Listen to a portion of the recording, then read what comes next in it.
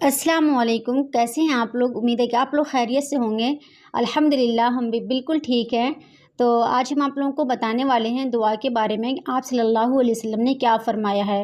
تو حدیث شریف کا مفہوم ہے کہ نبی اکرم صلی اللہ علیہ وسلم نے ارشاد فرمایا کہ دعا ہی عبادت ہے، اور پھر آپ صلی اللہ علیہ وسلم نے یہ آیت کریمہ پڑھی، وقال ربکم ادعونی استجب لکم،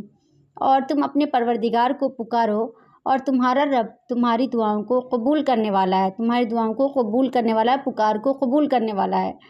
تو اس سے یہ بات ثابت ہوتی ہے کہ دعا جو ہے وہ ایک عبادت ہے، اور ہمیں کیا کوشش کرنی ہے کہ ہم اگر پریشانی میں ہیں یا ہمیں کوئی چیز چاہیے، کوئی بھی چھوٹی سے چھوٹی چیز بھی اگر چاہیے، تو ہم اللہ تعالیٰ سے دعائیں کریں، اور ہم اپنی پریشانیاں لوگوں سے بتاتے ہوئے نہ پھریں، بلکہ اپنی ساری پریشانیاں اللہ کو بتائیں، اور اپنے جائز تمناؤں کے لیے اللہ سے دعائیں مانگیں، خود کے لیے مانگیں، اپنے والدین کے لیے مانگیں، اپنے رشتہ داروں کے لیے مانگیں، اور اپنے پڑوسیوں کے لیے مانگیں، تمام ہی امت مسلمہ کے لیے دعائیں کریں، کیونکہ دعا ایک عبادت ہے، اور اللہ تعالیٰ تمام ہی بندوں کی جائز تمناؤں کو قبول کرنے والا ہے، دعاؤں کو قبول کرنے والا ہے، کیونکہ یہ خود اللہ تعالیٰ قرآن میں فرما رہا ہے۔